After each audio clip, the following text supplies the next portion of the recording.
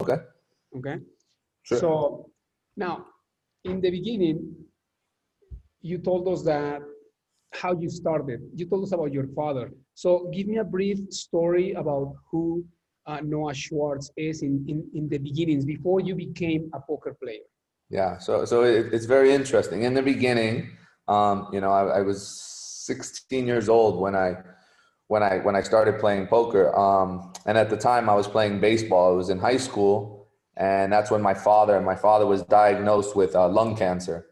And at the time, I was really lost in life because I was a kid. My brain's not developed. I don't know what's happening, and I'm asking a higher power, like, why is this happening to me? And I saw my father, who was, in my eyes, everything. I saw him deteriorating, you know what I mean? And for me, it was so painful. So that's when I used poker. I was living with one of my childhood friends, and what we would do is we would play poker every day. We'd go just casually in a nice environment and play poker, and I started learning the game. And that enabled me to kind of deal with the pain of seeing my father and the struggle, so on and so forth. And shortly thereafter, he had lung cancer, and the cancer spread into his, kind of spread all over his body. So he was doing radiation, but he didn't. At the time, I didn't really understand that he wasn't going to make it. You know what I mean? I was positive, saying, he kept telling me, "Don't worry, I'm going to be okay." You know what I mean? And saying, "Hey, it's going to be all right." And when he passed away, that was like the hardest thing for me. I didn't have any direction in life. So I was like, what am I going to do with my life? And so what I did was, when I was at my friend's house, I wrote a 20-page letter basically saying everything I do in my life. And we had nothing at the time. We were very, very poor. Everything I do in my life, I'm going to dedicate to my father, because he was such a great man. He taught me the important things in life, respect, how to treat women, all the things. And I was so young, I didn't really take it for what it was worth, and then poker, like I said, it was my escape from everything. I didn't really want to be in the world because I felt so empty. It was just me, my brother, and my mother at the time wasn't really in the picture.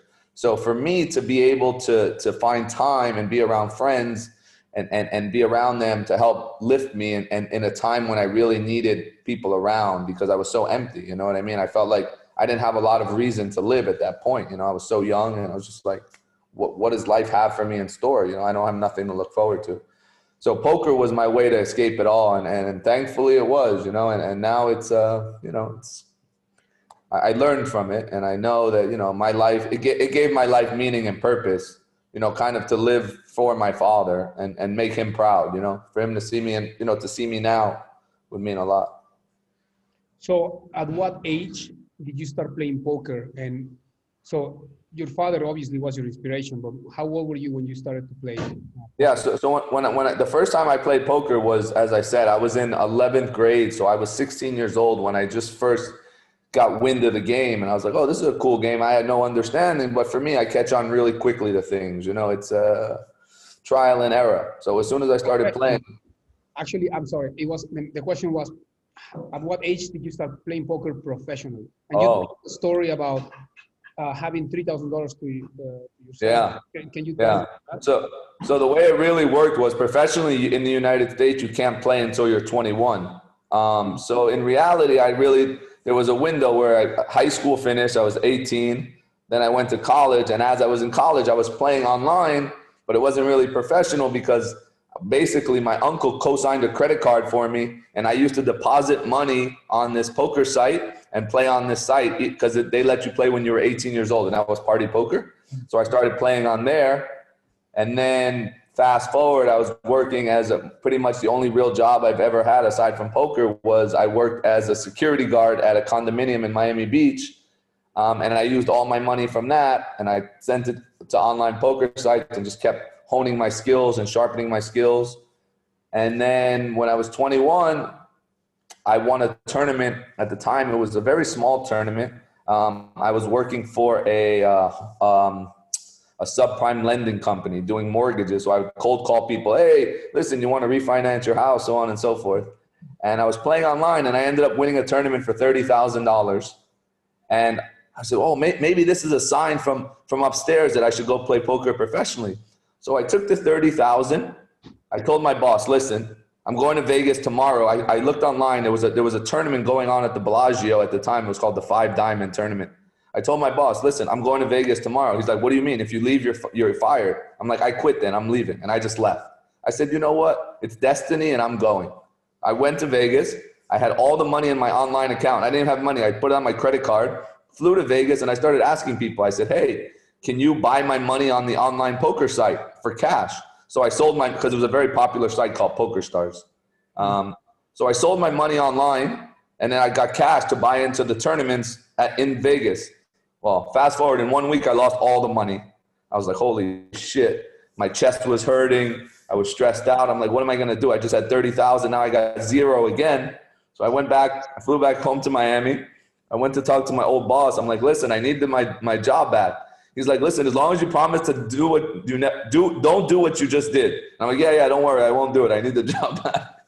Anyway, so long story short is I quit shortly thereafter. And then my real moment was 1 year later.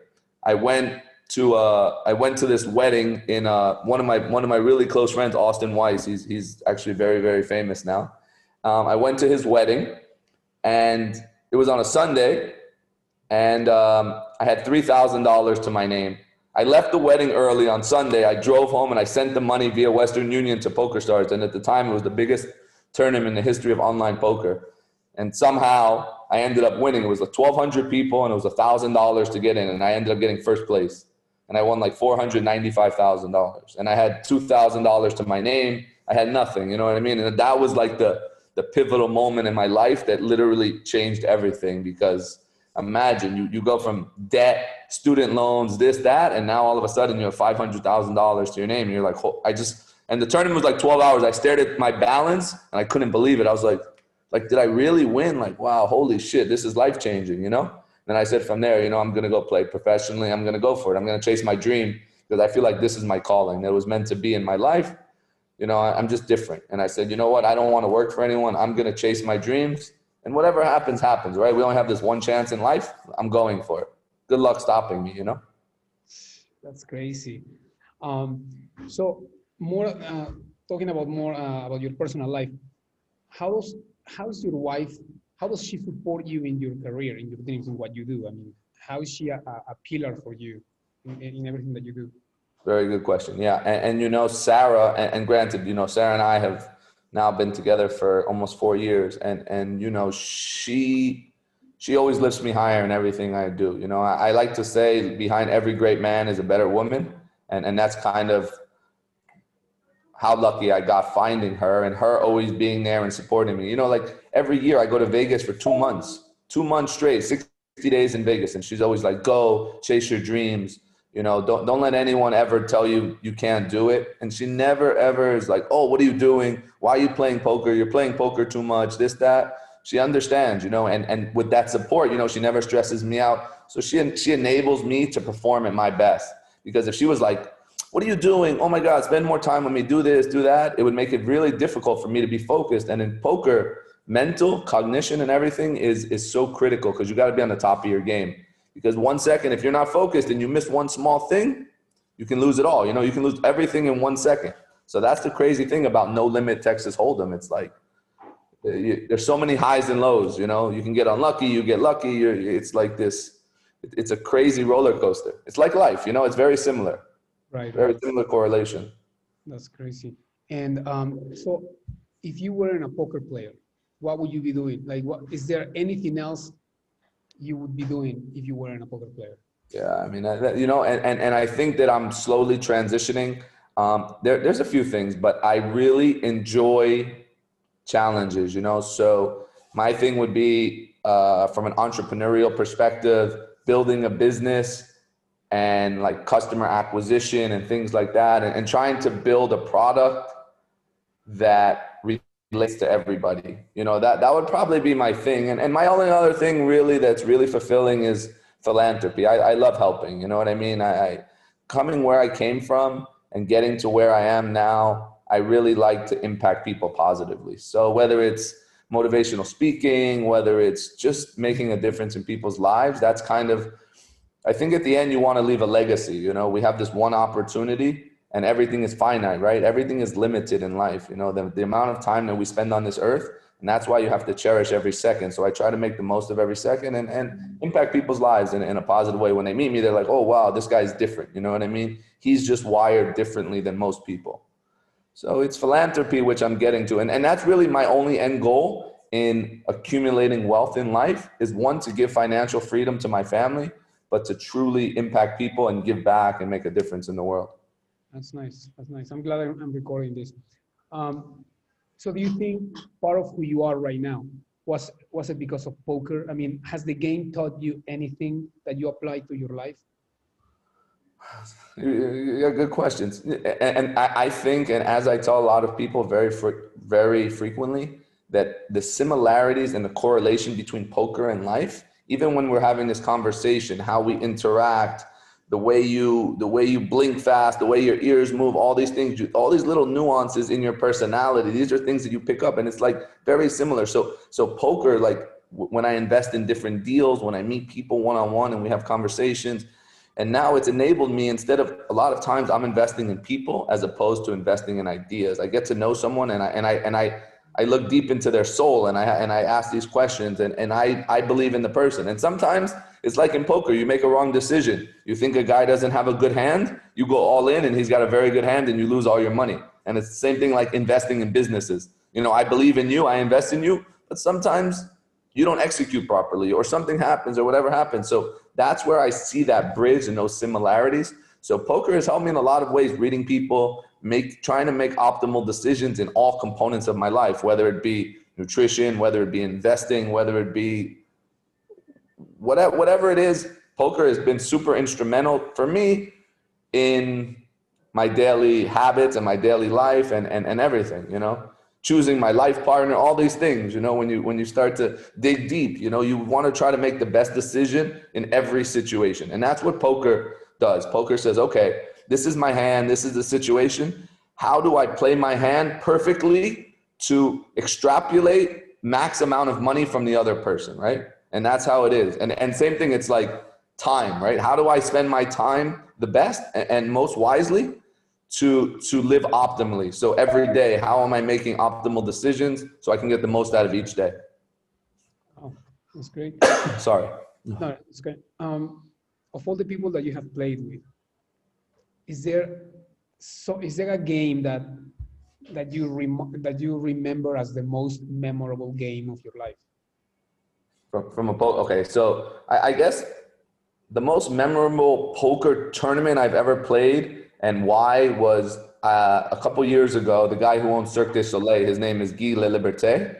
He had a tournament called the One Draw. So it was $1 million to go into the tournament, the first one ever, for $1 million entry fee, and 42 people played. So the pot was $42 million and 10% went to charity.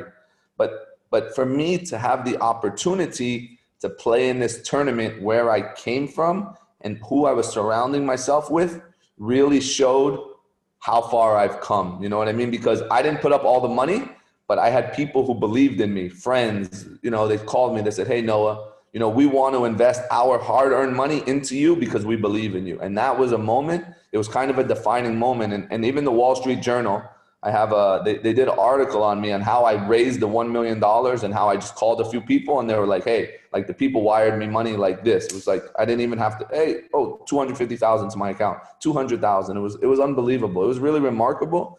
And that was like the moment where I said, wow, you know, I really made it. You know what I mean? Because to have this amazing opportunity, I never envisioned in a million years I would have a chance to play with these type of people and for that type of money. Like, first place was almost $20 million. Like, can you think playing for $20 million, just a poker tournament? It's very crazy. So that was definitely the most notable and remarkable from a poker perspective that I've ever played. I mean, I've won, you know, $1 million, stuff like that. But this, I think, was one of those moments. It was like, it was surreal, you know, to have that opportunity. I didn't win, but still, it was still a nice opportunity. Okay, that was my next question. Did you win? Yeah, I wish. Okay. I mean, well, the experience was worth it, obviously. Exactly. Life is about the experiences and you invest in the memories, right? So you've talked about all these beautiful moments and memorable times. Tell us about the one time as a poker player that you made a really bad choice. And and you learn something from it. Well, and actually, believe it or not, it may not even be so much in poker, but I think a lot of times what happens is, especially in that, is I'm always surrounded by gambling, right? And coming up, like even when I won my first huge tournament, which is the Poker Star Sunday Million, you know, I won $500,000 and I was so free with that money. You know what I mean? Like I didn't realize at the time just how much money that is. And I was so young. I was 22 years old. I didn't make good decisions. You know, I lost it gambling on sports. I lost it here. I did this. And I was just like, because I never had that type of money. So imagine it's like a lot of sports guys, you know, they come from nothing and then they go and they make it into sports and they get this big contract and they're like, wow, you know, I'm rich. And I thought I was rich, but in fact, I wasn't rich. It was just, and I blew through a lot of the money.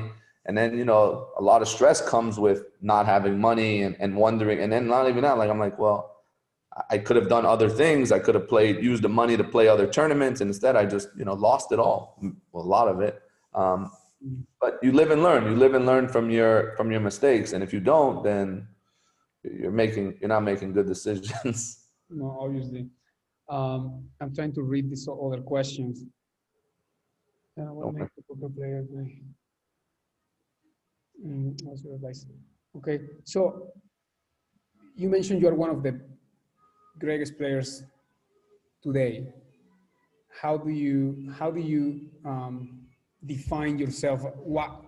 How did you get to that conclusion of being the best, or is it just a personal thing that you have that you know yourself?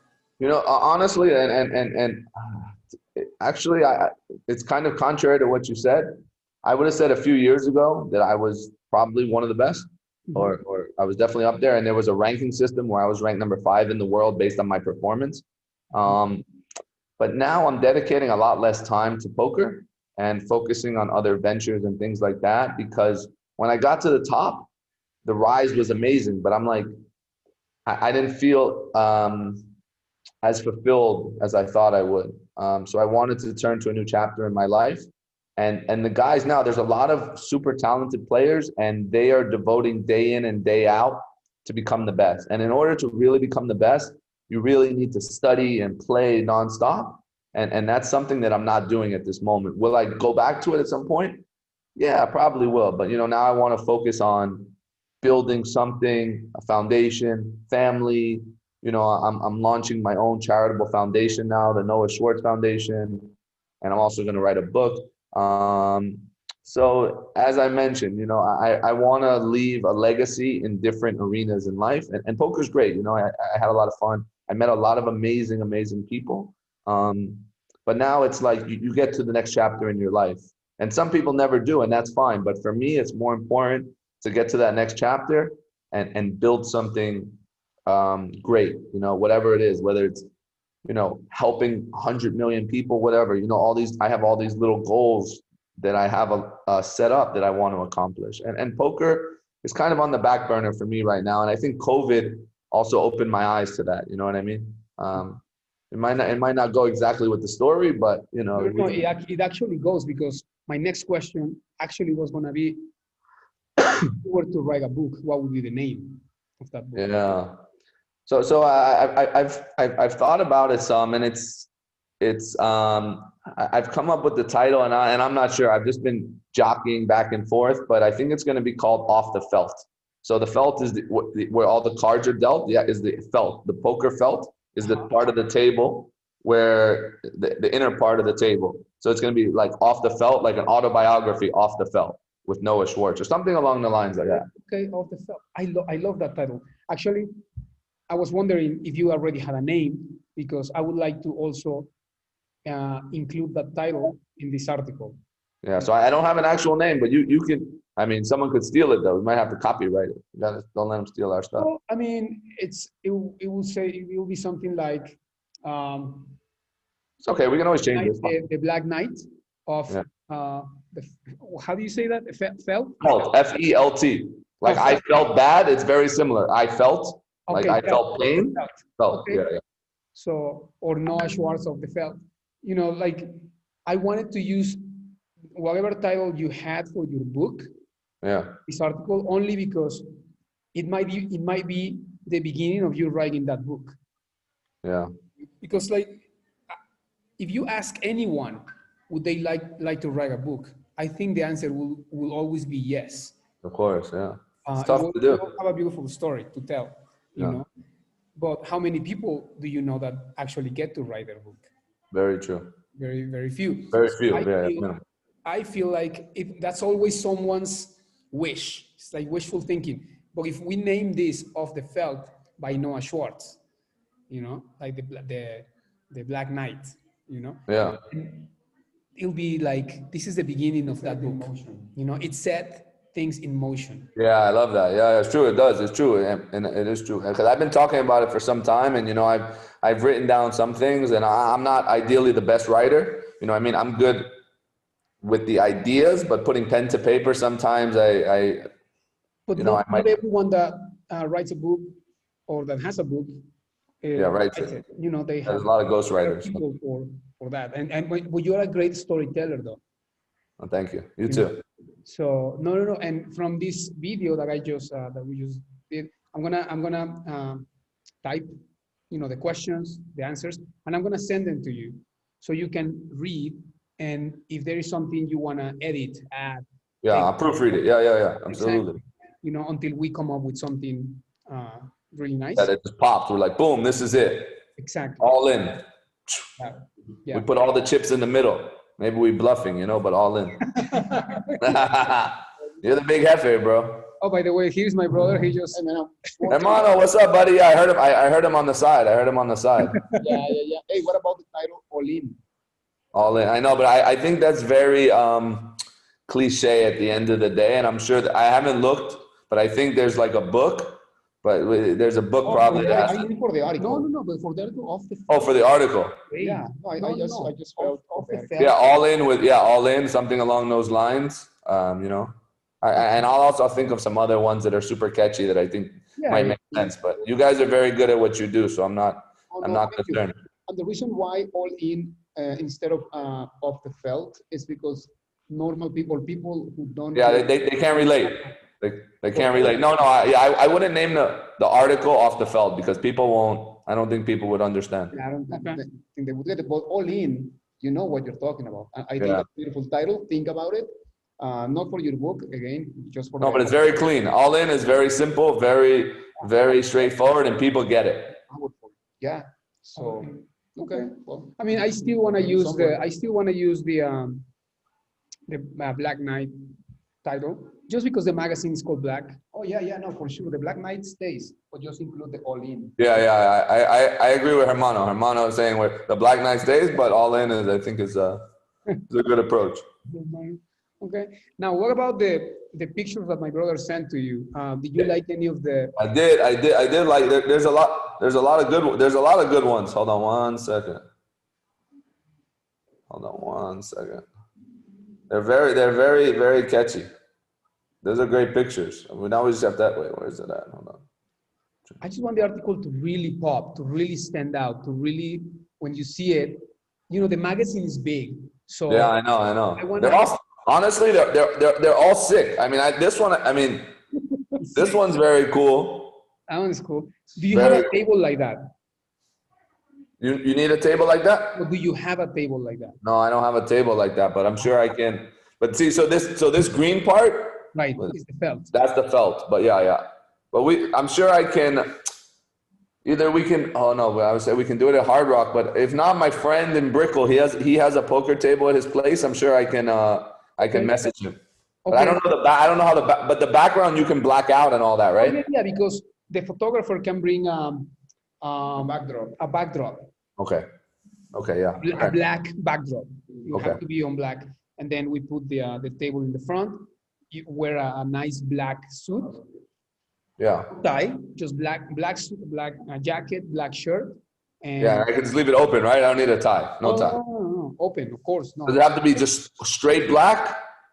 Straight black. I mean, unless you have something that is maybe like, do you know like Cabrega's jacket that had like, it was black but it has some skulls?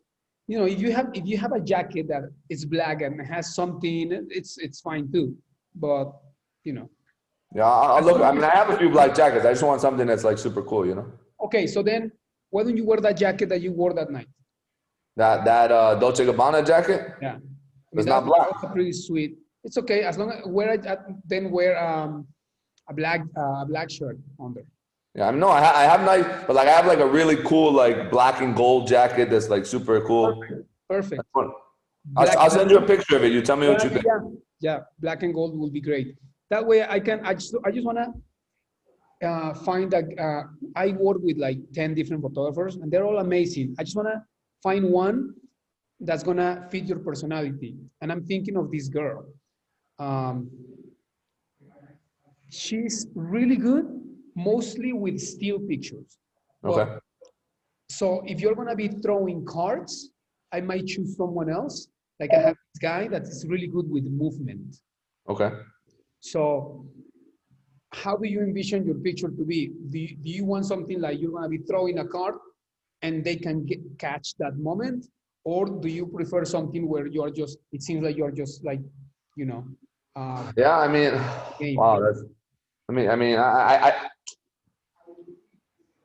they're all pretty, yeah, I mean, yeah, that's a good question. I wear a nice cool watch too. Yeah. Yeah, because if you wear a nice cool watch as well, you know, you can be holding the cards. Yeah, you do something like that. Well, yeah, that, yeah. This with the cards. I think I leave that up to you. I don't, honestly, I don't know that. I don't know like what the best approach. well, I mean, it's gonna be your picture, and you can use that picture for other promotional things or whatever, even for your book. Yeah, you're not gonna sue me, right? No, why? You're gonna allow me to use the pictures. No, those pictures become your pictures. I mean, Okay. So no, everything. So we do a nice photo shoot. Yeah. Oh, beautiful. That's why I wanted to. Do you prefer a woman or a guy? I'm irrelevant. It's irrelevant. I don't care. No, because like believe it or not, like some guys prefer women, and some women prefer women too. Like some people like to work with women. It's like a massage, you know what I mean? With a massage, I want a woman. Exactly. Why not? Okay. So sorry. yeah, no, I'm gonna contact this girl. Her name is Chelsea. She's adorable. She just moved here from California, and she's done a couple of photo shoots for me already for a bodybuilder and someone else. Oh, of Cabrera. She's the one that did Cabrera's picture. Oh, okay. All right, cool. Pictures. So I'm gonna contact her and see her availability. When would be a good time to do the shoot? So yeah, I mean, essentially, we just have to find out about the table. But I mean, pretty much, will you want it done this week or next week or? Well, the sooner the better because we have like, you know, the time is kind of like. Okay. Wednesday. Today's Wednesday, right? Yeah. Today's Wednesday. Yeah. But it's New Year's Eve tomorrow. New Year's Day. How about the 3rd? That's Monday. Yeah. Yeah, I don't see why not. Okay. Yeah, I just have to get a haircut, you know, or shave. So I had that day, so I can be clean, you know. Another thing we can do is that. But you know, it's okay to leave a beard. No, I know I'm gonna leave it, but I just like a little bit like clean up under here, you know. Yeah, like, clean up, but don't shave. No. Yeah. You have a baby face. Yeah, I know. The beard makes you look a little older. Fuck. Also, It's hard. we're gonna try one without the table where you are standing like James Bond, but with a card, you know, with a elegant little. Yeah, just holding it like this or something. Yeah. Yeah, we can try different things. I mean, I'll tell the flower that you do, you know. Yeah, we open it up like this, holding the cards. We can do something creative, even if you don't get the table. That's what I mean. But you know what? No, we can get. I'm pretty sure we can get the table though. I don't think it's a I problem. prefer the table. I really prefer the table because that thing. I don't want people to think, well, is he a magician? You know, magicians. Like I have a friend that does card tricks, and all his pictures he has the flower with the cards. True. You know, that's true too. I mean, that's a very point. like of you know. I'll reach out to them today and I'll ask them if I can use the table on Monday if there's someone could open because it's in Brickell. I'll ask them if they can do that for me. Okay. I mean, yeah, just let me know. Otherwise, then we can have her come to. If not, we can always do it we can go to I can ask my guy at the Hard Rock because they have a lot of tables there. We can do it at the Hard Rock, you know? Yeah. I mean, if they are they open? Yeah, they're open. The poker. I'll find out. I'll let you know later today. Yes. Yeah. And then when would you, and with Sarah, what do you need? When do you need her? Okay. So that's the thing about Sarah. I want to, because Jonathan, it's been, let me actually stop recording because I don't want the video to be. Yeah, we don't need all